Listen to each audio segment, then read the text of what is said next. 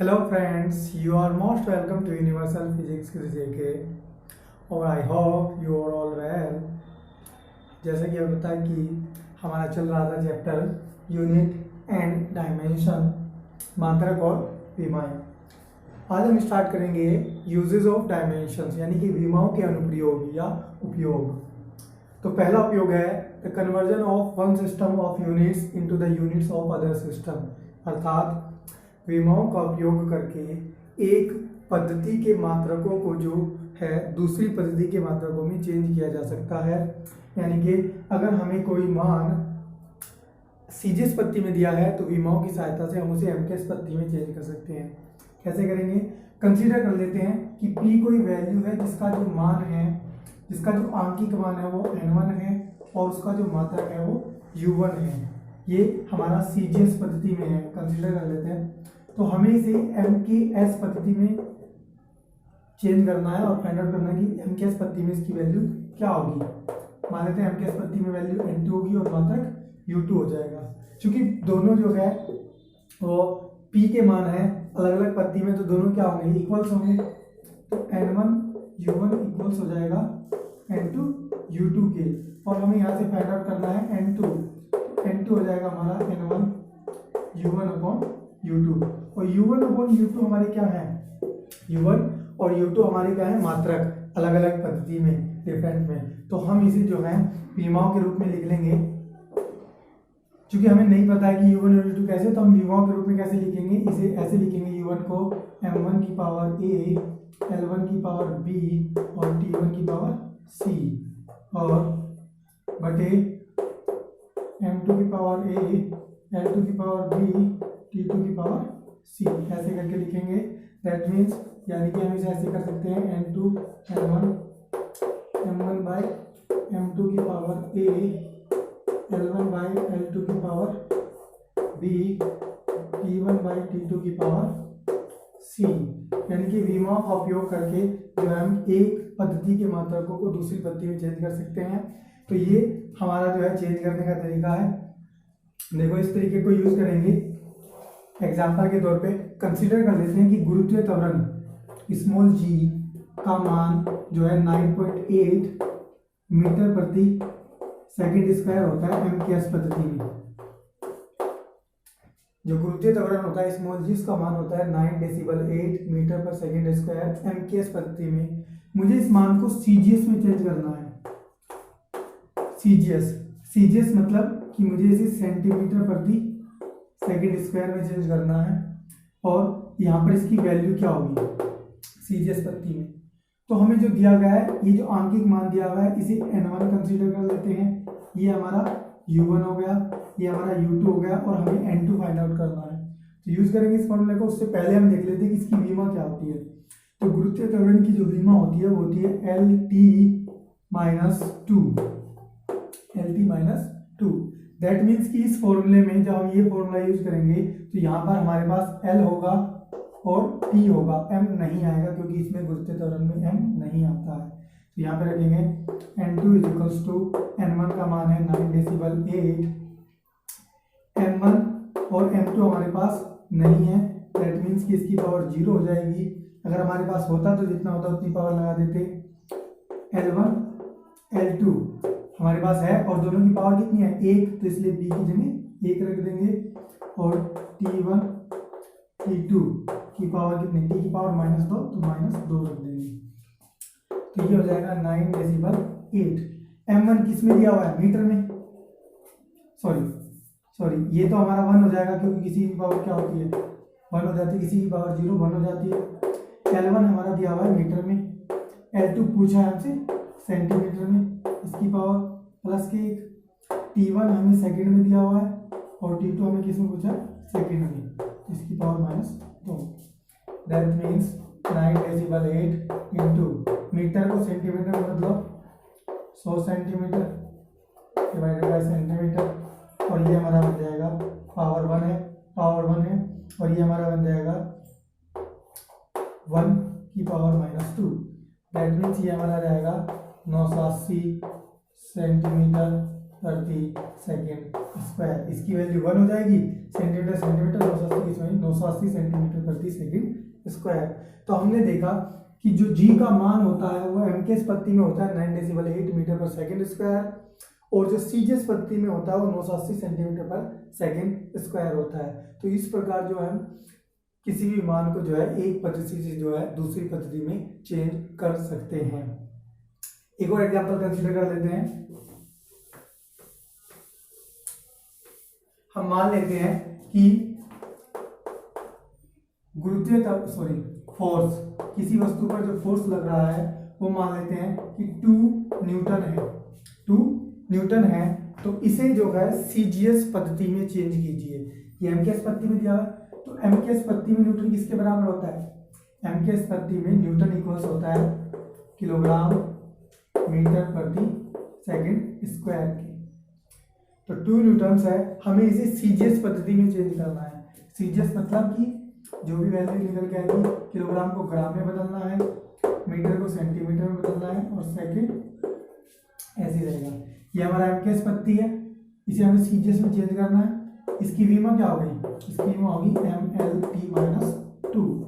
That means कि हम देखते हैं कि इसकी विमा में m, l और t तीनों ही है, तो इसलिए तीनों ही आएंगे। तो सूत्र लगाते हैं n2 = n1 m1 बटे m2 की पावर, यहाँ पे m की पावर 1 है तो 1 लगाएंगे, l1 बटे l2 की पावर 1 है तो 1 लगाएंगे, और t1 बटे t2 की पावर -2, यहाँ पे तो -2 लगा देंगे। n1 का मान हमें कितना दिया हुआ है? 2 न्यूटन। m1 किलोग्राम में दिया हुआ है, चेंज किसमें करना है? ग्राम में, पावर 1। l1 मीटर में दिया हुआ है, सेंटीमीटर में चेंज करना है। t1 सेकंड में दिया हुआ है, और सेकंड में जो है चेंज करना है। दैट मीन्स ये हो जाएगा 2 किलोग्राम को ग्राम में बदल देंगे, 1000 ग्राम पावर 1 मीटर 100 सेंटीमीटर हो जाएगा पावर 1, और ये हो जाएगा 1 की पावर -2। दैट मीन्स 2 इंटू कितने, इससे ये, और ये हमारा आंसर ये हो गया 1। ये आ गया हमारा किसमें आंसर? ग्राम सेंटीमीटर पर सेकेंड स्क्वायर। कितना हो गया? 2 इंटू 10⁵ ग्राम सेंटीमीटर पर सेकेंड स्क्वायर। दैट मीन्स कि अगर हमारे पास फोर्स 2 न्यूटन का है, तो जो हमारा 2 न्यूटन यानी कि किलोग्राम मीटर पर सेकेंड स्क्वायर है, तो सीजीएस पद्धति में ये हमारा 2 × 10⁵ ग्राम सेंटीमीटर पर सेकेंड स्क्वायर, या सीजीएस पद्धति में से बोलते हैं डाइन, इतने डाइन के इक्वल हो जाएगा। Number 2, to check the dimensional balance of physical equations, यानी कि किस विमाओं का प्रयोग करके जो है किसी भी भौतिक समीकरण की संतुलन किया जा सकता है, यानी कि संतुलन का परीक्षण किया जा सकता है। यानी कि ये बताया जा सकता है कि कोई दी गई समीकरण सही है या नहीं है। जैसे कंसीडर कर लेते हैं कि कोई पिंड जो है वो मुक्त रूप से गिराया जाता है, तो मुक्त रूप से गिराए जाने पर वो वेग क्या प्राप्त कर लेता है? v = √2gh। गति के तीव्रता समीकरण से अगर कोई पिंड जो है वो मुक्त रूप से गिराया जाता है, तो गति का तीव्रता समीकरण ये होता है, अगर मुक्त रूप से गिराया जा रहा है तो ये 0 हो जाएगा। दैट मीन्स v बराबर क्या जाएगा? √2gh। तो हम इस समीकरण के संतुलन का परीक्षण करेंगे by using the dimensional analysis. तो क्या करेंगे कि हम दोनों ओर की विमाएं लिखेंगे और देखेंगे कि दोनों ओर की विमाएं बराबर है या नहीं है। तो वेग की विमा क्या होती है? वेग की विमा होती है LT-1 = √2। 2 एक आंकिक मान है, और किसी भी आंकिक मान की कोई विमा नहीं होती है। दैट मीन्स कि 2 एक जो है वो डायमेंशन लेस क्वांटिटी है।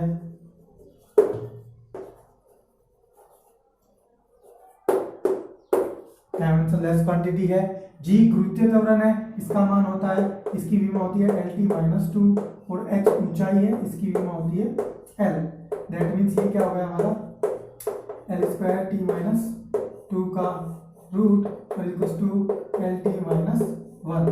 तो हम यहाँ देखते हैं कि हमारी जो राइट हैंड साइड की बीमा है वो लेफ्ट हैंड साइड की बीमा के इक्वल्स है। तो दैट मीन्स हम कह सकते हैं कि ये जो इक्वेशन है ये एकदम सही इक्वेशन है, यानी कि राइट इक्वेशन है, राइट इक्वेशन है। नेक्स्ट एग्जांपल कंसीडर कर लेते हैं कि हम कंसीडर कर लेते हैं कि आइंस्टीन का जो ऊर्जा समीकरण है, आइंस्टीन का जो ऊर्जा समीकरण है वो E बराबर mc। तो हम इसे चेक करेंगे कि क्या ये समीकरण सही है या नहीं है। E होती है ऊर्जा यानी कि एनर्जी, इसकी विमा होती है ml square t minus two और m होता है मास, इसकी विमा होती है m और c होती है वेलोसिटी ऑफ लाइट, प्रकाश का वेग, इसकी विमा होती है lt माइनस 1। तो यहाँ पे क्या बन जाएगा mlt माइनस 1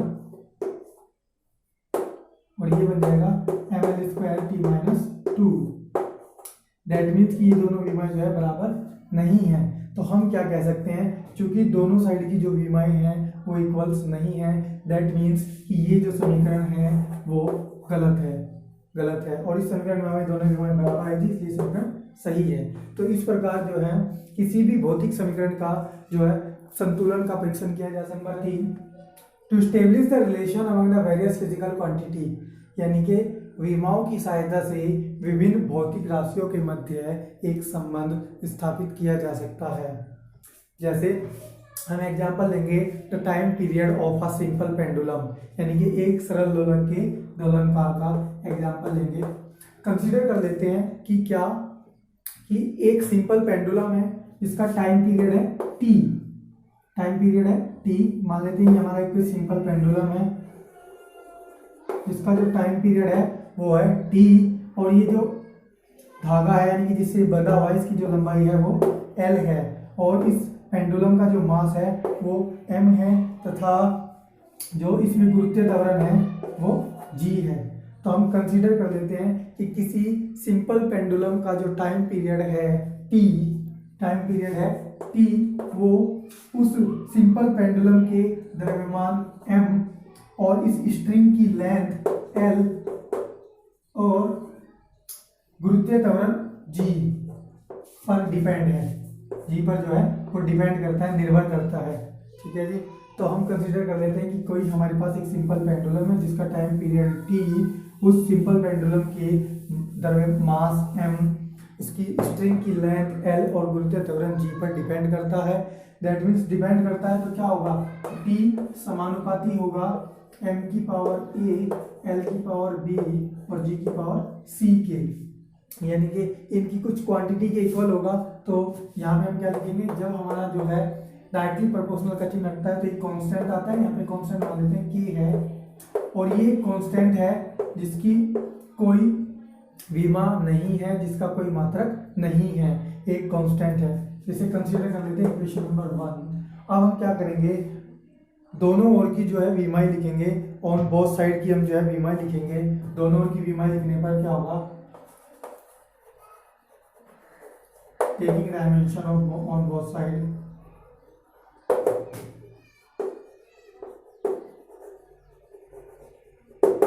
तो क्या हो जाएगा t, टाइम पीरियड की विमा क्या होती है t, ये हमारा एक कांस्टेंट है, डायमेंशनलेस क्वांटिटी है। m द्रव्यमान की विमा होती है m, इसकी पावर है a, लेंथ की विमा होती है l, इसकी पावर है b और गुरुत्वीय त्वरण की विमा होती है lt माइनस 2 और इसकी पावर है c। तो यहाँ से हम क्या देखेंगे, ये हो जाएगा m की पावर a, l की पावर b प्लस c और t की पावर माइनस के 2c और इधर हो जाएगा t की पावर 1। तो हम क्या करेंगे, दोनों ओर की जो है पावर्स को कंपेयर कर लेंगे। तो इधर हमारा देखो t है लेकिन ml नहीं है, तो हम इसे लिख सकते हैं m0 l0, जिनकी वैल्यू 1 होती है। तो कंपैरिजन करने के लिए दैट मीन्स यहाँ से a की वैल्यू क्या गई 0, b प्लस c की वैल्यू 0 और माइनस 2c की वैल्यू क्या आ गई 1। तो c की वैल्यू आ गई माइनस 1/2 और c की वैल्यू यहाँ पुट करा देंगे, ये आ गया 1/2। यानी कि जो हमारे पास ए बी और सी के वैल्यू आई हैं उसे इक्वेशन नंबर 1 में पुट कराएंगे। तो दैट मीन्स ये हमारा क्या बन जाएगा, t इज इक्वल्स टू के m की पावर 0 l की पावर 1/2 और g की पावर -1/2। दैट मीन्स k ये हो जाएगा 1, l की पावर 1/2, ये पावर माइनस है तो ये हो जाएगी 1/2। दैट मीन्स k l/g का रूट, यहाँ पे आ जाएगा t इज इक्वल्स टू के l/g का रूट। दैट मीन्स कि उस सिंपल पेंडुलम का जो टाइम पीरियड है वो कुछ ये होगा कि t इज इक्वल्स टू के रूट l/g। सिंपल पेंडुलम का जो टाइम पीरियड है वो मास पर डिपेंड नहीं करेगा, मास पर जो है डिपेंड नहीं करेगा। और हमने जो है एक्सपेरिमेंट करके पाया कि जो k की वैल्यू होती है वो होती है 2 पाई। तो दैट मीन्स जो टोटल टाइम पीरियड होता है वो आ जाता है 2 पाई रूट l/g के इक्वल्स, यानी कि किसी सिंपल पेंडुलम का जो टाइम पीरियड है वो होता है 2 पाई रूट l/g। और ये हमने इस्टेब्लिश किया है relation by using the dimension analysis. Next है लिमिटेशंस ऑफ डायमेंशंस, यानी कि विमाओं की जो लिमिट होती है, यानी कि विमाएं कहाँ तक जो है केवल अप्लाई हो सकती है, यानी कि इन पर कितनी सीमाएं हैं, सीमाएं कह सकते हैं सीमा, यानी कि जो विमाओं की जो सीमा है यानी कि लिमिट कितनी है वो बताएंगे। तो जो ये होती है विमाओं का प्रयोग करके हम किसी भी कांस्टेंट का जो है मात्रक या भी उसकी विमा नहीं फाइंड आउट कर सकते, यानी कि विमाओं किसी भी सूत्र से जो है किसी भी कांस्टेंट वैल्यू का मान नहीं ज्ञात किया जा सकता। ओके, नंबर 1 कांस्टेंट का मान नहीं ज्ञात किया जा सकता। नंबर 2 विमाओं की सहायता से केवल वही सूत्र स्थापित किए जा सकते हैं जो गुणनफल, पावर या भागफल के रूप में लिखे हों। जो सूत्र योग के रूप में होते हैं या माइनस के रूप में होते हैं वो सूत्र स्थापित नहीं किए जा सकते। जैसे विमाओं की सहायता से MA ये तो स्थापित किया जा सकता है, पर विमाओं की सहायता से V बराबर U प्लस AT स्थापित नहीं किया जा सकता। नंबर 3 यदि कोई फिजिकल क्वांटिटी एक से बहुत सारी राशियों पर डिपेंड करती है, यानी कि तो क्या होता है कि उनके बीच में भी जो है संबंध स्थापित नहीं किया जा सकता विमाओं के उपयोग से। और मोस्ट इम्पोर्टेंट कि विमाओं की सहायता से ट्रिग्नोमेट्रिक फंक्शन, लॉगरिथम फंक्शन और जो हमारे एक्सपोनेंशियल फंक्शन होते हैं, एक्सपोनेंशियल फंक्शन, ट्रिग्नोमेट्रिक फंक्शंस और लॉगरिथम फंक्शंस, इनके मध्य भी सूत्र स्थापित नहीं किया जा सकता है। ये हमारी थी लिमिटेशंस ऑफ डायमेंशंस। अगर हमारे पास ऐसा कोई क्वेश्चन है तो हम उसमें विमाएं कैसे फाइंड आउट करेंगे। हमें क्वेश्चन दिया है कि वेलोसिटी यानी कि वेग इज इक्वल्स टू है रूट ऑफ दाब यानी कि प्रेशर डिवाइडेड बाय एक्स, और इसने कहा है कि यहाँ पर जो है एक्स की डायमेंशन फाइंड आउट करो, क्या होगी, एक्स की विमाएं फाइंड आउट करो। तो कोई भी दो फिजिकल क्वांटिटी या अधिक फिजिकल क्वांटिटी नहीं, कोई भी फिजिकल क्वांटिटी, अगर हमारे पास कोई भी फिजिकल क्वांटिटी इक्वल लिखी है तो वे केवल तभी लिखी जा सकती हैं जब उनकी डायमेंशन दोनों की इक्वल हो, या हमारे पास कोई दो फिजिकल क्वांटिटी ऐड के रूप में लिखी जाई गई हैं तो वे तभी लिखी जा सकती है जब उनकी जो है डायमेंशन इक्वल हो, या अगर हमें सब्ट्रैक्ट के रूप में लिखी है तो वे तभी लिखी जा सकती है जब उनकी डायमेंशन इक्वल हो। दैट मीन्स कि अगर हमारे पास कोई फिजिकल क्वांटिटी इक्वल प्लस या माइनस के रूप में लिखी है तो वे केवल और केवल तभी लिखी जा सकती है जब उनकी जो है डायमेंशंस इक्वल होती है। तो दैट मीन्स यहाँ पर अगर हमें एक्स की डायमेंशन फाइंड आउट करनी है तो वेलोसिटी के इक्वल दिखा हुआ है रूट ऑफ दाब अपॉन एक्स। दैट मीन्स कि जो डायमेंशंस वेग की है इधर की है लेफ्ट हैंड साइड की, वही डायमेंशंस राइट हैंड साइड की है।